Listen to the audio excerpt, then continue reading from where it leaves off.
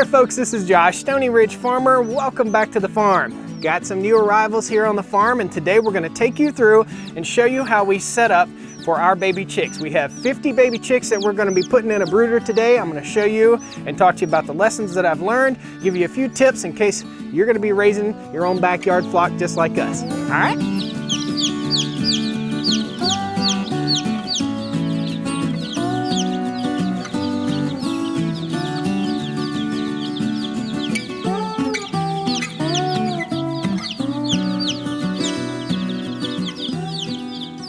So folks, welcome to the Stoney Ridge Farm channel. If this is your first time to the channel, please consider jumping in, pounding the like button, subscribe to the channel. This is our brooder setup down here. I'm gonna kind of go through all of it with you.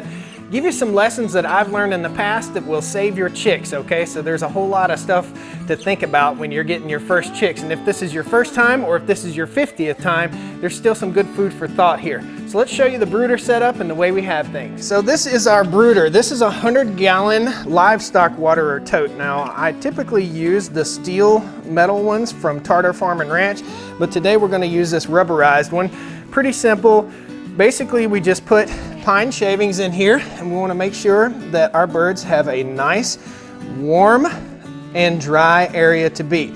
We want to make sure that their food stays full and that it stays dry, they stay dry, and that they stay warm enough. Now, our goal is 100 degrees underneath here or 100 degrees underneath this. This is a thermo-poultry brooder right here, and it's basically simulating where the birds would get up under the mama.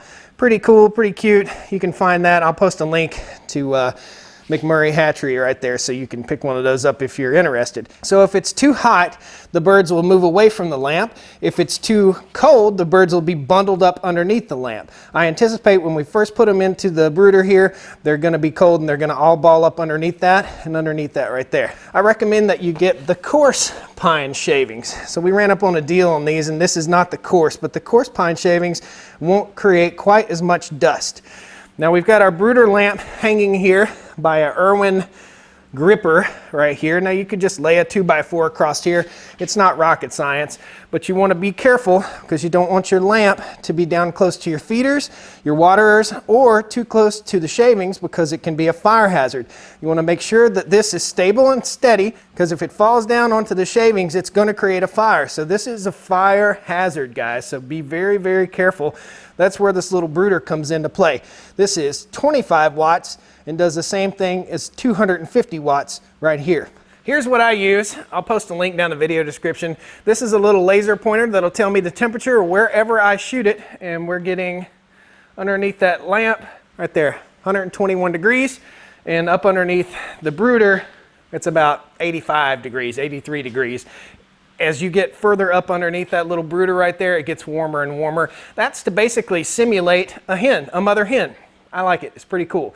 It's my first time using it, so we'll see how she goes. Farming and backyard farming and homesteading is all about trying stuff. It's all about trial and error and experimenting and learning, and I'm going to tell you what I've learned here. So you want to make sure that your birds have good, clean water. This is the water we'll start these birds out on, and then we'll move over to a bigger type water that we can hang. Hanging that water is very important later on. We're also going to put the hanging feeder in after we've had these birds for a couple weeks. First, we're going to start them out on a feeder like this that will not waste feed. And I painted this just because I like to do stuff like that. But that's the type of feeder that won't waste feed. So we'll fill that up and we'll set the water down in here and we'll let the birds kind of go to it. Now, one little tip. These birds just came out of mama's shell. In other words, they just came out from under mama or out of the incubator at the hatchery, and they just came out of the shell. They are used to a warm, wet place. So what I do, I'll show you. I'll take just gravels from the driveway here, and I'll put them in the waterer to prevent the birds from drowning, okay? Many a bird has lost its life by drowning in a waterer.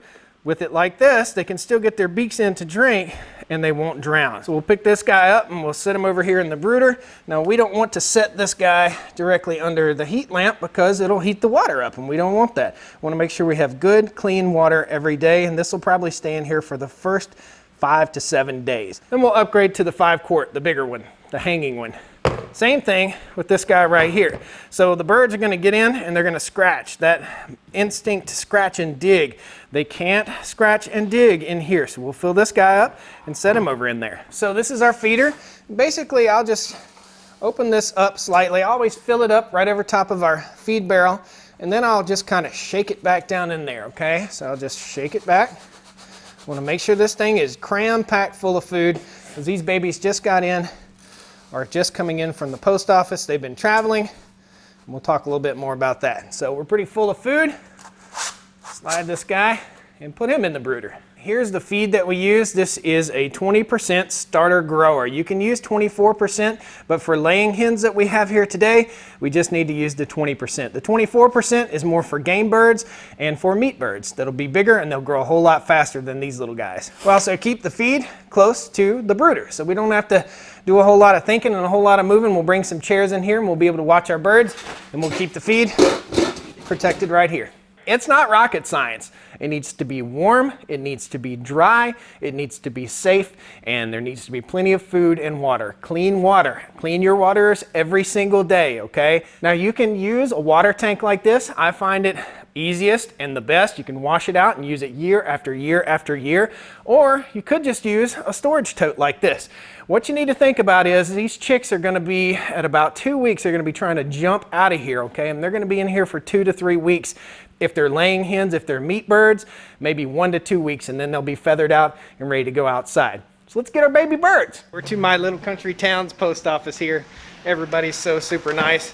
I got the call about 6:30 this morning, and I can actually hear the birds tweeting right now. Let's see. Okay, so our birds are in here in the back of the Honda, and this is how they come. This is how our birds from McMurray Hatchery come in the box. We're gonna take these birds in here to the brooder that we showed you all set up and introduce them to the brooder. All right? All right, fresh from the post office. Pretty awesome. Let's get the birds in here and we'll talk a little bit about how these birds survive shipment. It's pretty interesting. Here's our box. We'll basically tear it open right here, slide the top off very carefully. Now guys, sometimes you may find a dead bird in here. There are 25 brown production red chicks here, and there are 25 white leghorn chicks. So here's the difference. These guys are tired. They're ready to go into the brooder, so we'll just gently lift them out of the box into the brooder. Guys, be very, very careful with these chicks, okay? If you drop them, they will die. It's not good. So be sure your children understand that these are living creatures and you can't be very rough on them. So we'll start setting them down in here. Just kind of reach in and grab a handful of them carefully, 2 or 3 at a time, and set them down into the brooder. We'll put them kind of right up underneath the heat lamp, and that way they can get warm. These guys have been in transit for 2 days. They came out from McMurray Hatchery. Now if you've got a box that has 2 halves like this, take a few out of each half, okay? Don't just take them all out of one side. You're going to make your box weigh a whole lot more on one side and then maybe cause yourself to drop them. So you don't want to drop them. Just be very gentle, very careful, and show them love. They're babies. So it doesn't look like we've had any losses. That speaks volumes about the hatchery, okay? When you first get your birds, you may see, like on the tip of this guy's beak right here, see on the tip of his beak, there's a little yellow dot right there. That's his egg tooth. That's how they break out of the eggshell.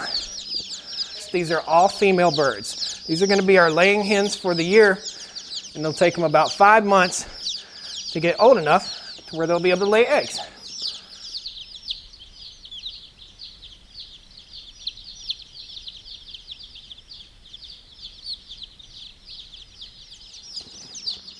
Lots of birds in this brooder, okay? We may end up having to do another brooder, a second brooder, just because there's so many birds. That's okay. At first, we want them all bunched up together. Okay, let's go in and say hello to these guys. So you'll see that the chicks are very inquisitive. They're gonna go pecking around and scratching around. They're a little bit cold right now, but they're starting to disperse. You can see they're all bundled up together underneath that light. Until they get warm, that's what they're gonna do when you get them from the hatchery in the mail. Now, they can get under here. They have the option of that, and they have the option of the heat lamp. Now the heat lamp is white, but they make a red heat lamp. It really doesn't matter which one you use, okay? You can pick that up at your local farm supply store.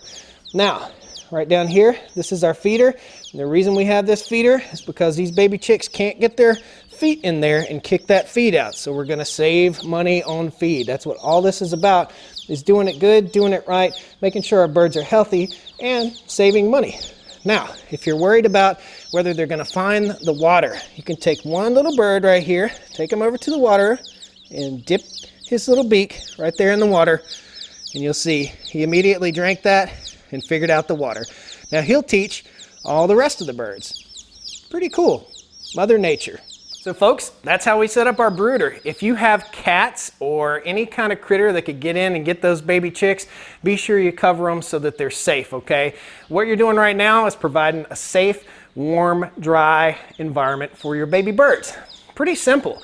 Now, as they soil this bit of sawdust right here, we just put on another layer and another layer and another layer. And they'll only be in here for a couple weeks. Once we get done, we'll take that fertilized sawdust and we'll spread it out on a bare spot on the farm. So we're using everything here, guys. That's how we set up our chickens. I hope you learned a little bit today. If you have any questions, please post them down there in the comments section. I'd love to hear from you. Please pound that like button on your way out the door, guys. Jump in here, subscribe to the Stoney Ridge Farm. It's a wonderful adventure we're sharing with you here on our farm. All right, thanks a lot. See you next time. Well, come on down to the Stoney Ridge. Bring your wife and bring your kids. We're living life pure and sweet. That's the way it's supposed to be, Stoney Ridge. Woo!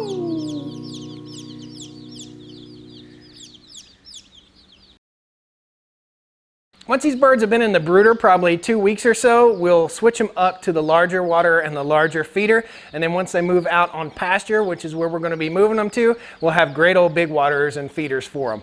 Just got to use common sense. So if you only have 3 or 4 birds, you may never have to upgrade your waters and feeders. Keep those rocks in there for at least the first 3 or 4 days, okay?